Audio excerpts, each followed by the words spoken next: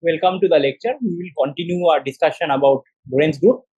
Remember that in the previous lecture, we have defined the Lorentz group as a metric preserving group, which preserves the Minkowski metric. Minkowski metric is denoted by eta, and we denote the set of Lorentz transformation by this symbol capital lambda, and it preserves the Minkowski metric. That means transpose times eta times lambda is equal to eta. So we will use this relation again and again to make some more progress. So now let's take the determinant of this equation, and that will give the following. Determinant of lambda square is equal to 1. So we have used the fact that determinant of a transpose of a matrix is equal to the determinant of the matrix itself. And this gives determinant plus minus 1. Okay. Now, based on these criteria, we can classify all possible Lorentz transformation into two groups, one having determinant plus 1 and one having determinant minus 1. And let's discuss them. So first, discuss the case when determinant is plus 1, and we call them proper Lorentz transformation. Proper. And now we'll ask, what are these proper Lorentz transformations? First one is the boost, which we have already discussed. And we know that for boost, it is a function of 3 components of the boost vector. Remember the boost vector. So if we are working in 3 plus 1 dimension, so 3 is the spatial dimension, it will have 3 components, and we denote them by beta 1, beta 2, beta 3, and in general, the boost matrix is a function of these 3 parameters. And we know that boost actually mixes the time direction with the spatial direction. Remember that Lorentz transformation acts in this way on the space-time coordinate vector, where x we denote it by a column vector. That's its component. X naught is the time component, and x1, x2, x3 are the spatial component. Okay. Next one is rotation.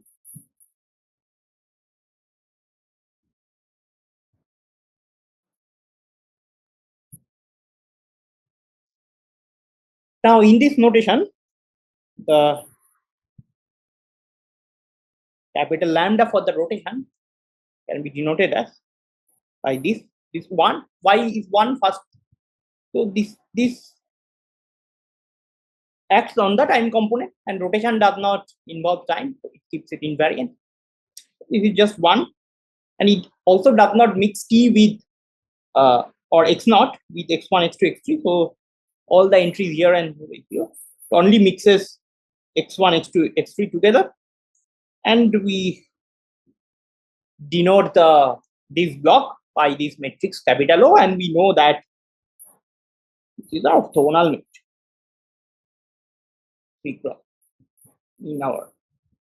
in 3 plus 1 dimension.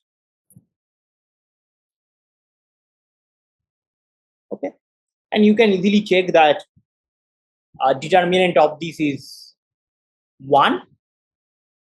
Also, check that rotation forms a subgroup of the Lorentz group. It is easy to show that. We leave that as an exercise for you to do. And we know that in general, this is also a function of three angles, theta, phi, and psi. These are nothing but the Euler angle. Also note that both the boost and the rotation are functions of continuous parameters.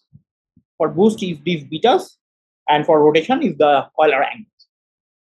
And they are termed as continuous Lorentz transform.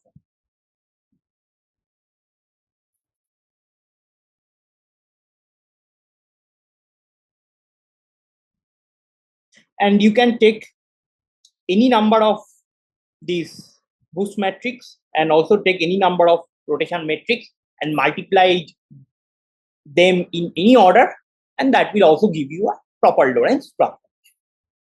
Okay. So now let's look at the second class, which is the improper Lorentz transformation.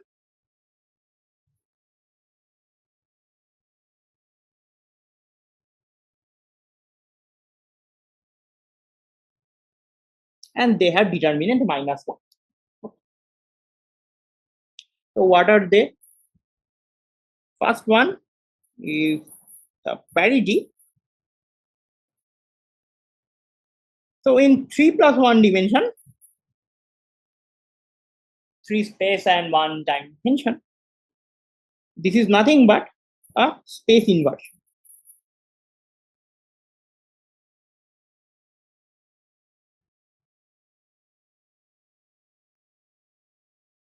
That is defined T prime T, or let's write it in the x naught notation. It's not x. So it does not change the time axis, but it reflects the spatial axis. So in this case, this matrix takes the form 1 minus 1 minus 1 minus. It's a diagonal. All other entries are. So you can use this definition and check that it is indeed the correct form for the parity matrix in 3+1 dimension. But one has to be very careful in defining parity in general. For example, let's consider 2+1 dimension, where we have two spatial axes and one time axis, t, x, and y. And if you consider a space inversion for this case, so x prime is basically what, minus x prime minus y, then you can show that this is nothing but a rotation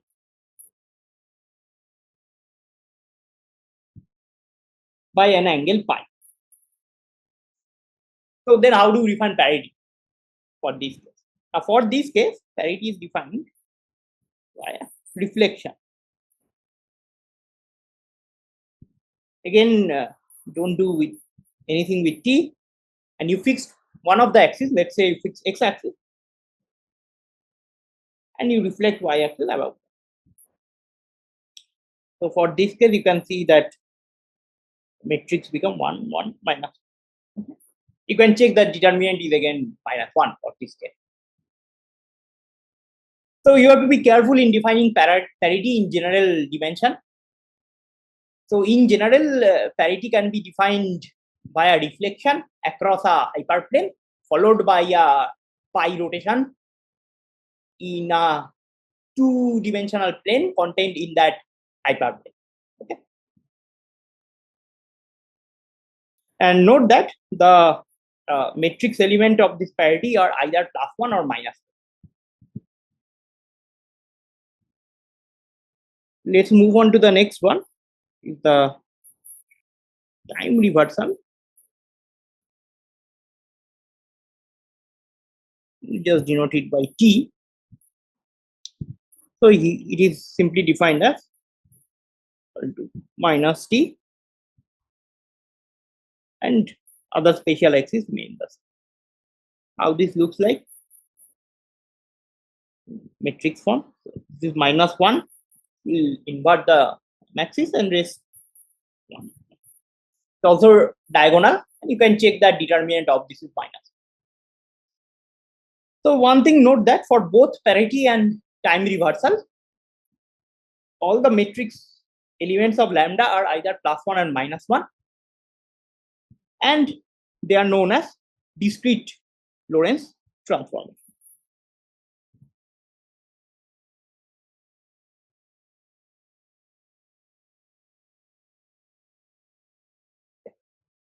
Unlike the boost and rotation, they are not a function of continuous parameters. So one interesting thing you should note here, that if you take parity and multiply it with time reversal, this is actually a proper Lorentz transform.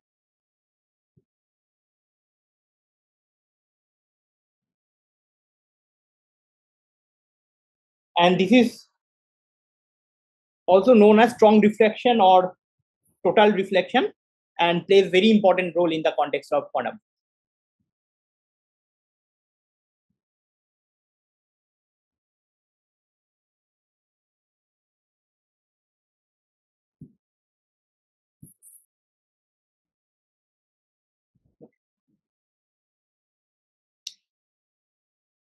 Now let's again look at the defining relation of the Lorentz group, that is lambda equal to eta.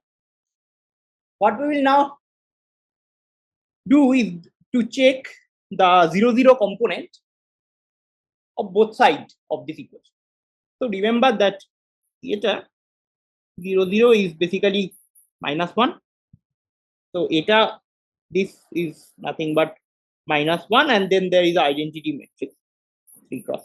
Rest of the entries are 0 diagonal. Now we can write capital lambda the following way. So the first one, lambda 0,0. Before proceeding, note that these indices, which we write on the top and closer to the lambda, denote the row of this matrix lambda, and the index that is written below away from the lambda, generally denoting the column of this matrix lambda. And this is the convention that we will stick to for the Lorentz transformation matrix. Later you will see that this is a very natural thing to use when we relate this Lorentz transformation matrix with the Jacobian matrix. So now what are these entries will be? These entries will be lambda I. Note that here I is 1, 2, 3 special indices, and similarly this column will be I 0, and this block we simply denote by Ij. And what about the transpose? And the row column has to be interchanged. Lambda will be here, and this we just, this is a 3 by 3 block, we just write it is. Okay.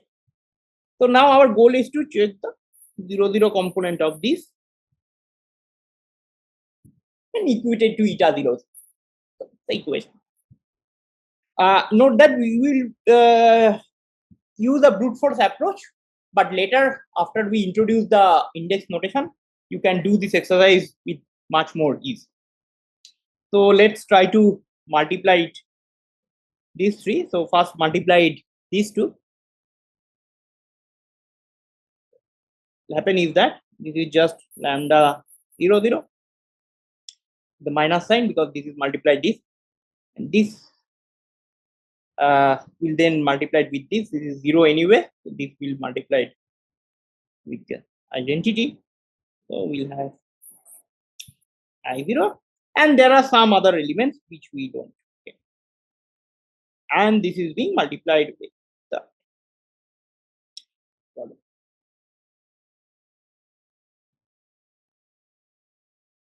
lambda 0 lambda I.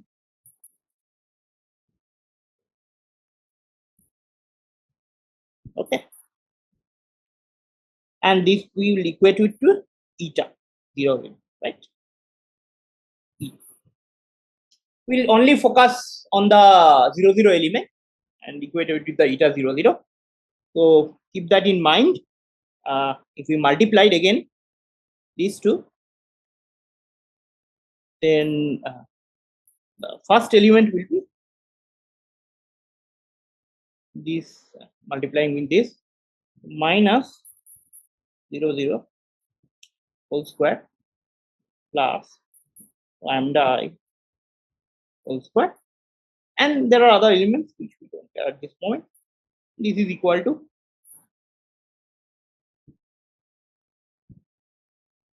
this side minus.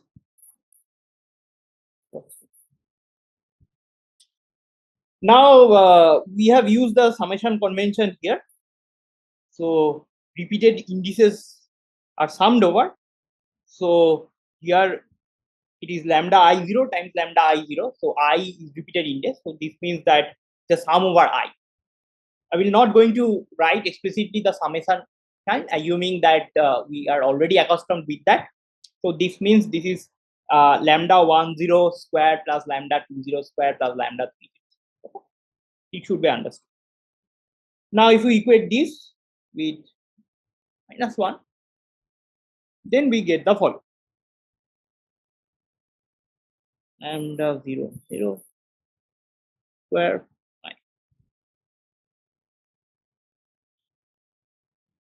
equal to 1, and from this we get 0 plus minus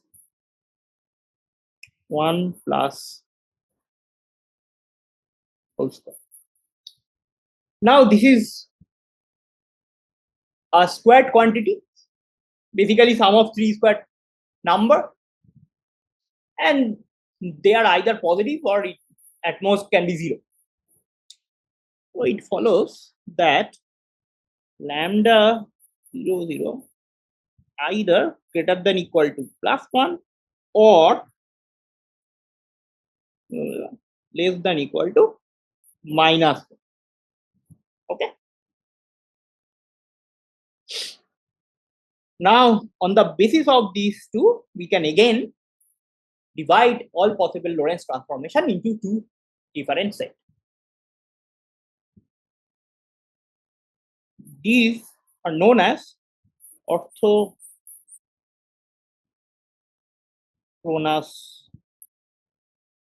Lorentz transformation, then non-orthochronous